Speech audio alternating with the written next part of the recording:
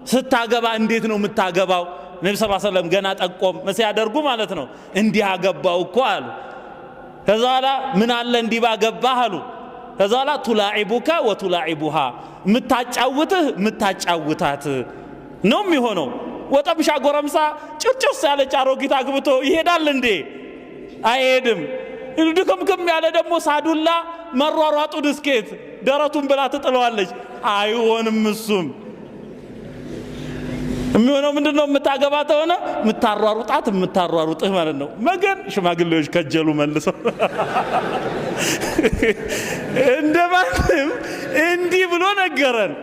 እህሳ ተሟሟቁ ነው እኮ ያለው።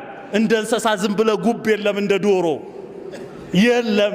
ተሟሟቁ ይሄ ነው። ተሟሟቁ ራሱ ቁም ነገር አለው። እዚህ ቦታ ላይ ከታድርጉት የገባው ገብቶት እንደማንም ታንተ ጋር እንድትስተካከል በእንዲህ መልኩ መሆን አለበት። ስለዚህ እዛ ደረጃ ይሄን የተናገረው እስልምና ነው።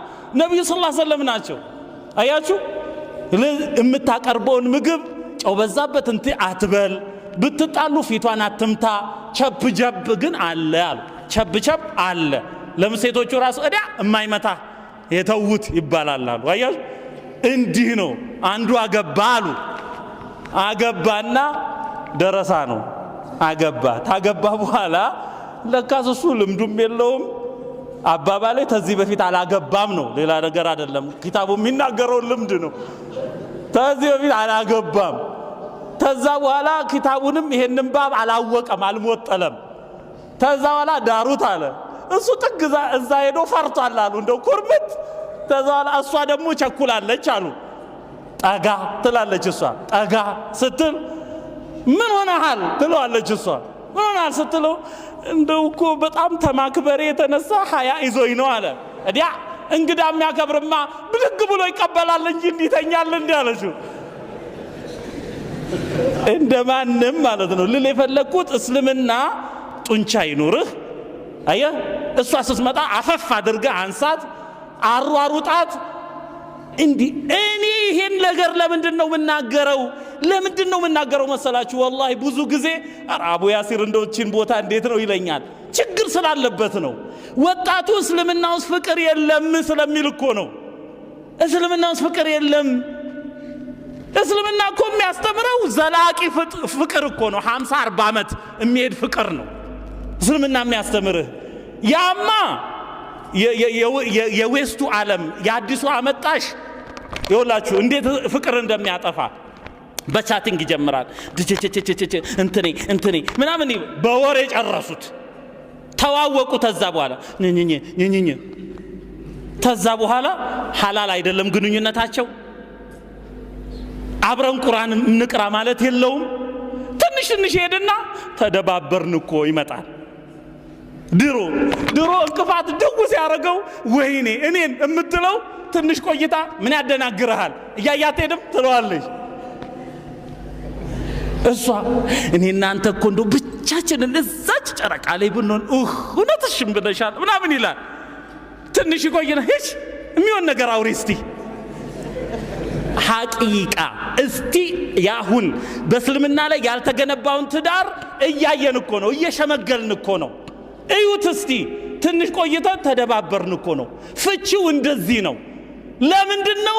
እስልምና ባሰመረው መስመር አይደለም።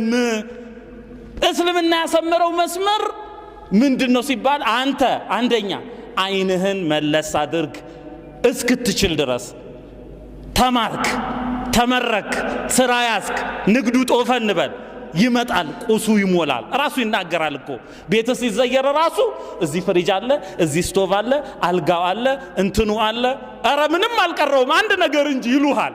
ራሱ ይናገራል። አላርም ያ ሲናገር የልመና ደጊቱ ለባልደርሳ ልጅቱ ሲመላለስ ባልቴቱ ሽማግሌው በተራ ሸፊው ለወራ ብለው የለ በስር ሴቶቹ ያበስላሉ።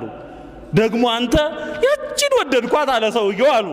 የቷን እስኳችን እንቅርታ ማሲን አውራሷን ላቭ ኢዝ ብላይንድ ይባላል። ሰውየው በፍቅር አይን ሲያይ አይቡ አይታየውም።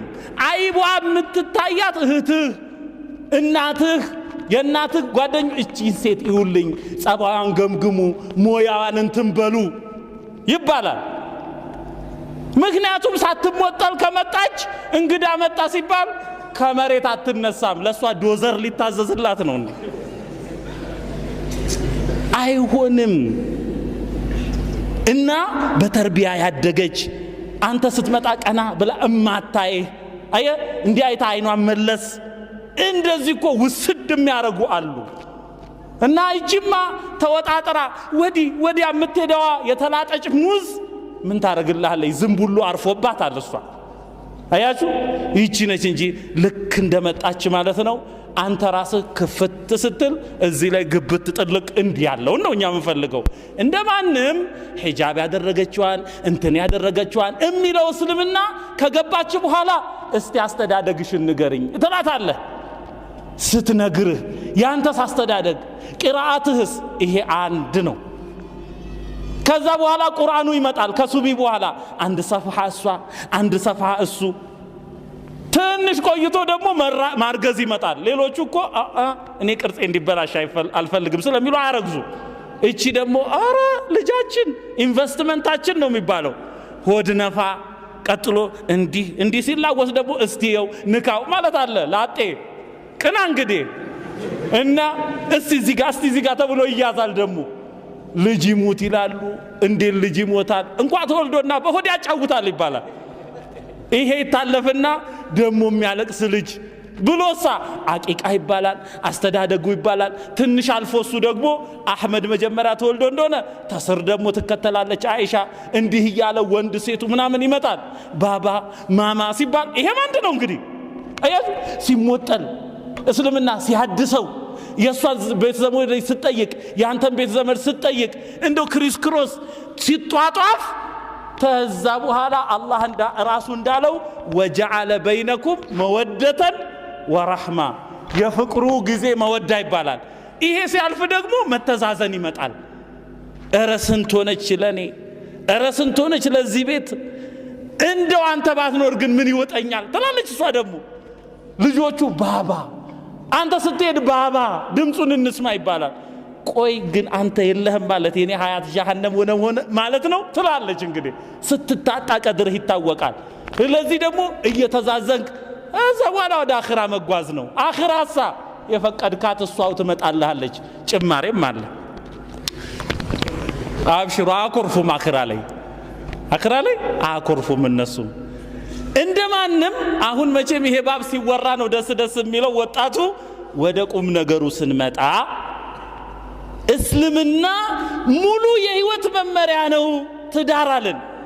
እንግዱሳ ሲባል አጭበርባሪ እንዳትሆን ቡሪከ ሊኡመቲ ፊ ቡኩሪያ ተብሏል። ነቢ ሰለላሁ ዐለይሂ ወሰለም ለህዝቦቼ እንጋት ላይ ነው በረካ የተደረገው ብለዋል። ማታ እስከ 7 8 9 ሰዓት ጫት ይቅምና ሱቢም ያልፈዋል። ጧት 5 ሰዓት ገበያው ከተዳቃ በኋላ ማለት ነው እሱ እንደ ነጋበት ጅብ እየተጨናቦሰ ይከፍታል።